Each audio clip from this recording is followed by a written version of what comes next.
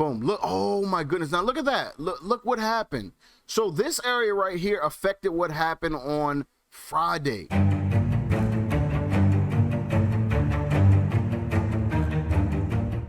What's up, traders? This is D with Success in 5 coming back at you with another trading video. In today's video, we're going to talk about how to master support and resistance levels in stocks, Forex, futures, and crypto. All right, so let's keep this real simple, and there's really no need to really overthink things. Let's jump into what is support and resistance. Support is where price of an asset tends to stop falling or failing. Resistance is where the price tends to stop rising, okay?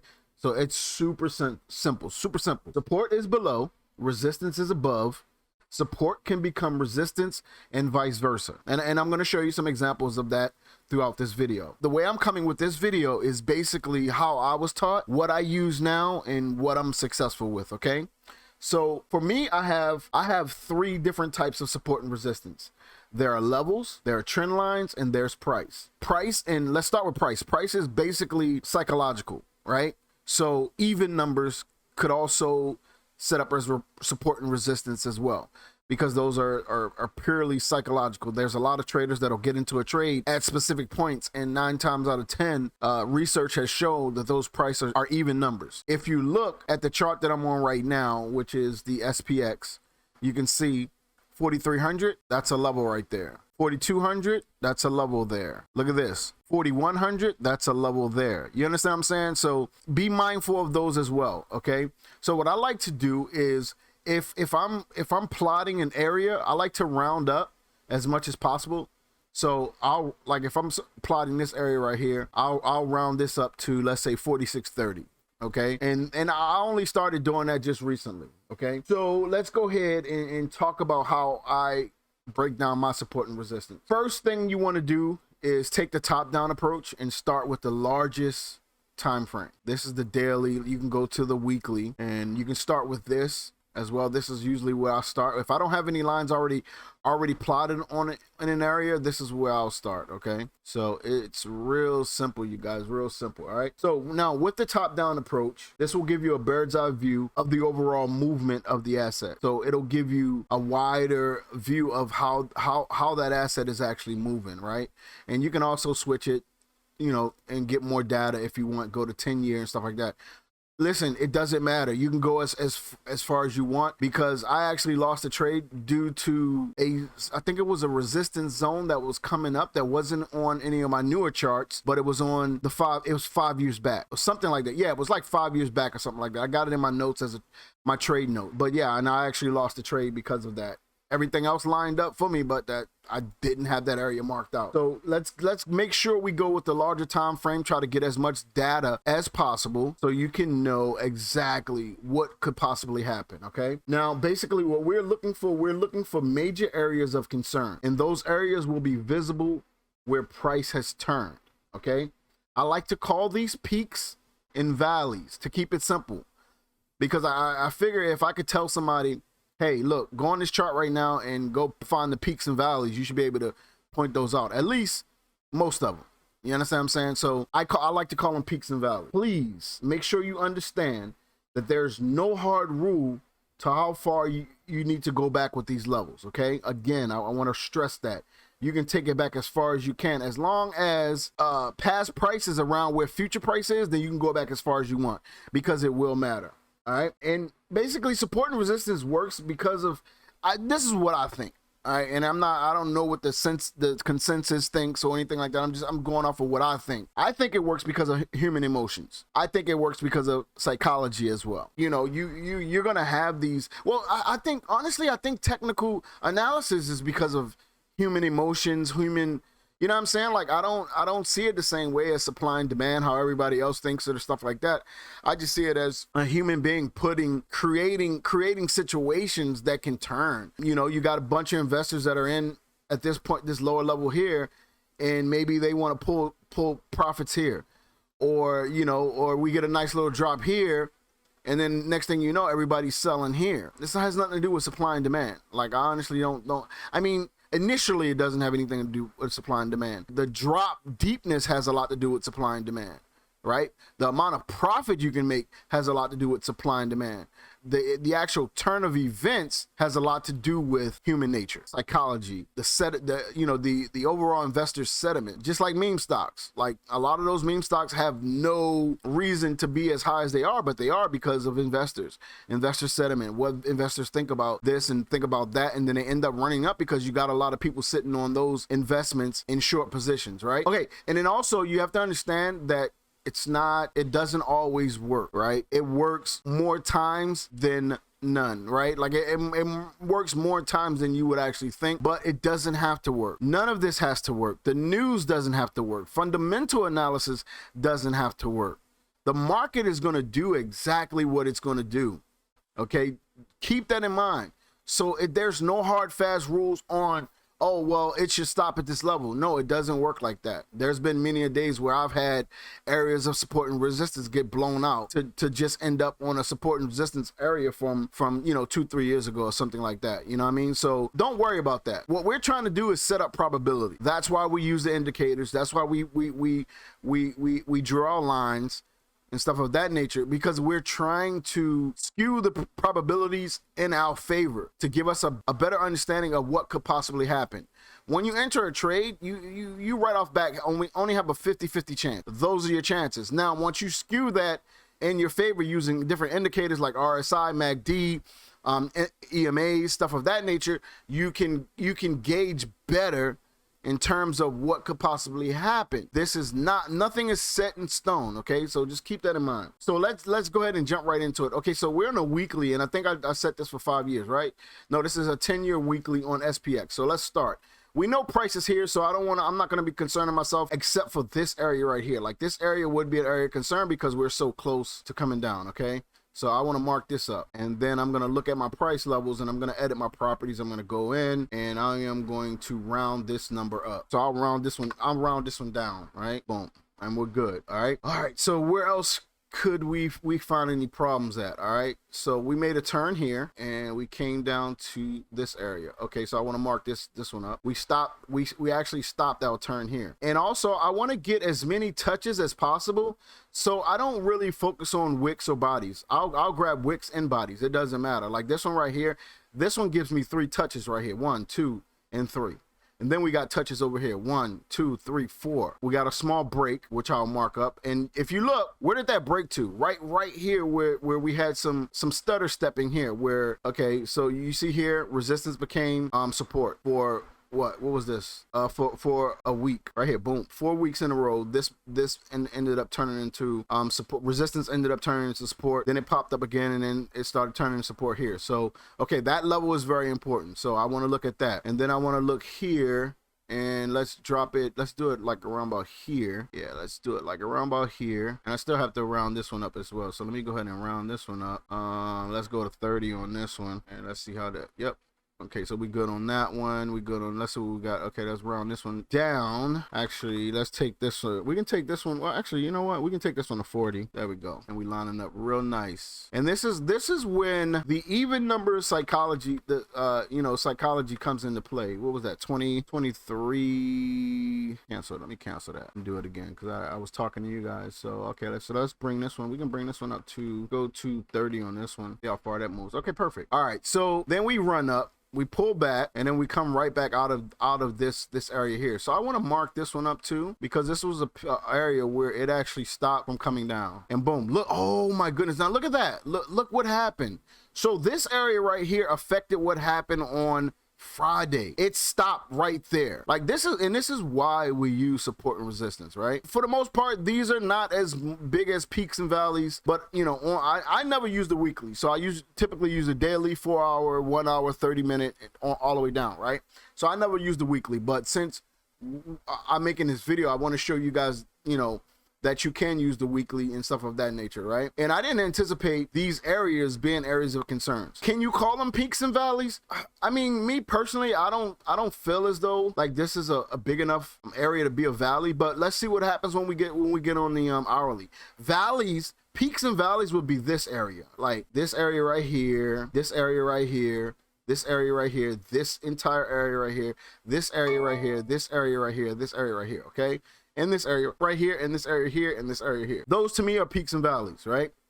So we had a little bit of consolidation here. So let's go ahead and mark that up, because I want that to be in as a play too, because it looks like it actually was the area of starting our gap. So, and that's before me even looking right, because that's not what you want to do. You don't want to look right. So I'm going to bring this to 30. Okay, there we go. Boom. And it perfect. It lines up. Okay, so this is another peak. Let's go ahead and mark that up. And then we're going to round that up. And let's go ahead and put that at what, 40? Round that up to 40. And it lines up perfectly. Okay, so we got everything should be lined up now, right? Let's zoom in a little bit and see. Okay, yes, okay. Well, except for this one. This one is not. So let's go ahead and do this one. And this one is going to be 60. See how that one lines up. Boom. Perfect. Perfection. All right, so let's get this area up here too. So like I said, I don't care about bodies and wicks. I just want to make sure I got touches. So I can come up and grab all of this right here. So, and then, oh, let's go ahead and round that up as well. So we're going to take this to 20. Take this to 20. I don't know what that was, but yeah, okay. And then let's go ahead and get this area up here as well, because we made a drastic. And I'm going to show you what I do with my consolidation areas as well. And let's go ahead and round this one up as well. So let's take it to 48,000. Okay. All right. Now with my consolidation areas, I like to get a little box like so. And I want to draw this all the way across, and I want to make it. So let's do like a yellow. See how the okay, yellow is perfect. All right. So we had one more area of consolidation. Where did we see that one at? Right here. So I want to grab this as well, and I want to sweep it all the way over like this, just so I know that, hey, we had some consolidation in these areas when I'm trading, right? Now I don't trade SPX, but I watch SPX for when I'm trading SPY. You guys know that's all I do is trade SPY. This could be an area of consolidation too, but this movement is a little too far for me, for my liking. Okay, so we're good here, we're good there, we're good there. Okay, now let's just go ahead and drop it down to the daily, and this is a 10-year daily, and I'm looking for any other levels that could be close to where we might hit, and this is definitely one right here. So let's go ahead and zoom in here. Not so much. I mean, we got this area here, so we don't have to worry about that. All right, so let's go ahead and zoom in a little bit. Do I see anything that I need to mark up? Yeah, this area right here needs to be marked up. Boom. Oh, let me change back to the price levels, and then I'm going to show you guys something else. So we want this area to be knocked up, to be marked up, and then we're gonna look right, and look how many times it touched that area. So that area was definitely key. Let's go ahead and see what we can do. All right, let's bring this down to 4,300. 43. I don't know why my speakers are doing that. I'm about to turn them down. So let me turn my speakers down real quick. All right, so we got that at 4,300. And look where it comes to last week, boom, and then pulls back, right? So that area was very important. And then we have one here as well. So this will be for a later time. And then we want to go ahead and do the same thing with this one. So let's go ahead and bring this one. We could bring this one to 45.40 again. All right, so let me get right on it. And it's going to be price level, not rectangular. Okay, so let's bring that to 40. Boom, right at the tip. Okay, so we're good there. All right, now I want to go and start looking at the 4 hour now, because I think we're good here. Well, we got some consolidation here as well. Got some consolidation here as well. Oh, you know what? Also, let me show you. So we talked about the different types, right? So I've been showing you guys price. So now I want to show you. Well, I've been showing you guys price and levels. So let me show you trend lines, right?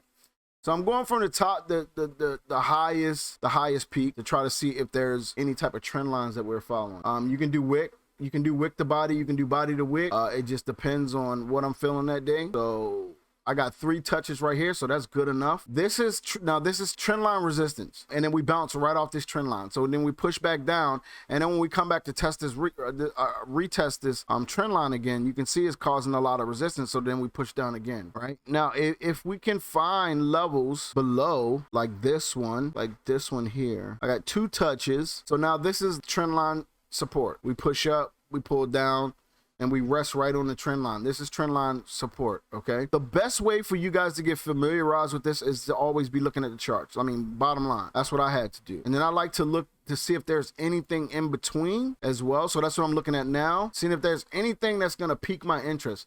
This entire area right here piques my interest, right? This entire area right here. All right, so what I want to do with this box here is I want to bring in my rectangle box and mark this all the way through, right down to the lows. Okay, I'm gonna leave that gray because it's not really like consolidation, right? It's just an area of concern because I see when price hit here, it gets agitated, right? So when you see the agitation, those are serious areas of concern. Like this is agitation right here, so this would be an area of concern as well. As you can see, if you look left, it lines up left nicely, so I'm gonna bring that all the way left. And let me zoom in again, and let's get this area right here. Then we have a gap that's already been filled, so we don't have to worry about that, but we have a gap here that hasn't been filled, so I'll get that on the 4 hour. Okay, and now we can drop down to the 4 hour now. Yeah, let me grab this. I want to grab this area here because I'm getting a lot of agitation around here. So let's grab this as well. And let's go ahead and do the roundup. So this is going to be 3,900. All right, that's 3,900. Okay. And then I want to do this one because we didn't do this one.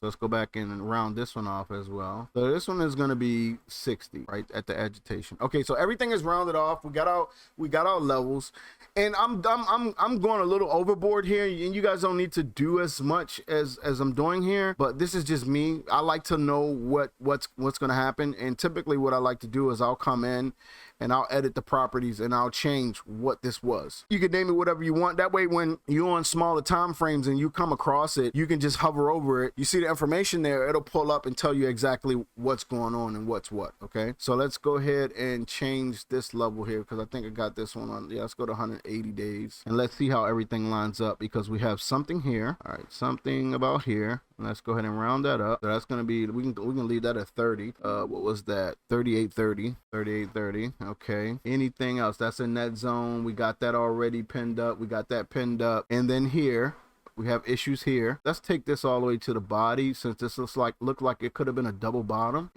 Yeah, that was a double bottom. So we can grab this one as well. So this is actually looking like a little bit of consolidation as well. We got a gap down here, but that gap was filled. I have to go back because I don't see the gap on the 4 hour. I don't see the gap on the 4 hour that, oh, here we go. No, here we go.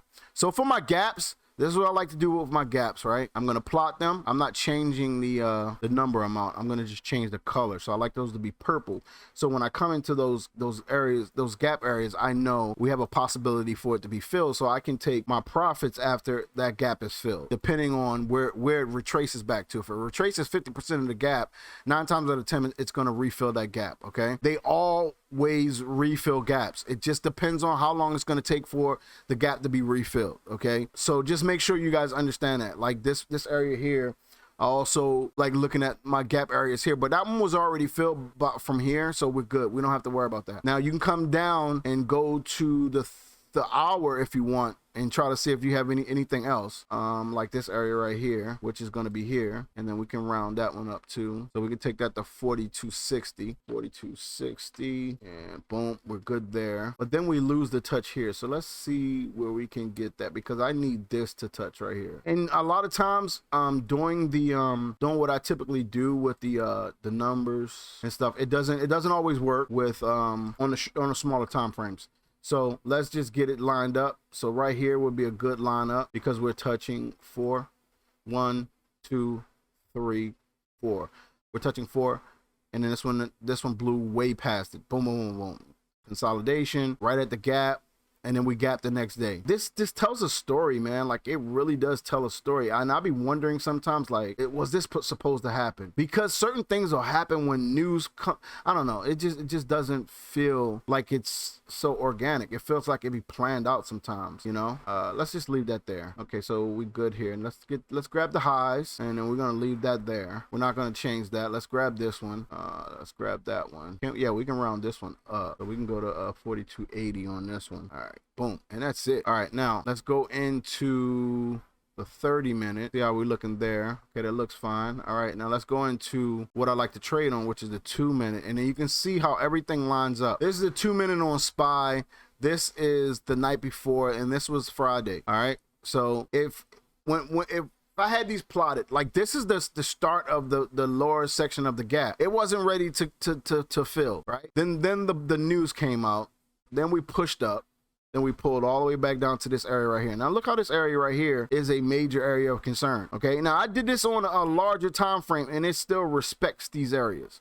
So this is why we do support and resistance. Okay, this is exactly why we do support and resistance. Here are my go-to how to trade based on support and resistance, right? So how are you going to trade using support and resistance? You're going to always wait for a retest before you take the trade. You're going to look for volume levels to start to pick up, and then you're going to find your next level. Actually, this should be the first thing that you do, is finding your level to take profit. Okay, if we know that certain things have the ability to turn at support and resistance, these are the areas you need to be concerned with that can have your, you know, to put your levels out, right? To have your levels already situated. Find your next level to take profits, and then also have your entry and exits planned out for the trade. If it's going to be a loss, you know exactly where you're going to get out. If you're in profits, you know exactly where you're going to take profits. Okay, always take profits, you guys. Don't try to go for home runs all the time. You'll get them, but it's just something that's going to always end up burning you every time. So make sure you take your base hits. All right, lastly but not least, always look left. Always look left. So if you're in a trade, let's say we were in a trade and we're here, always look left. What happened before? Okay, right here we had some issues right here. So that was Thursday, and then look, we agitated, so we pulled all the way right down to that area, and then we pushed right back up. We pulled down and then we broke through it. All right, so hey, listen, if you guys have any questions or any comments or anything like that, please leave me a comment below. All right, make sure you guys like, comment, and subscribe to the channel. I'm trying to grow it a little bit, and I'm trying to have you guys here on my journey with growing this small trading account. All right, so again, I'm D with Success in 5, and I'll see you guys on the next video. Peace.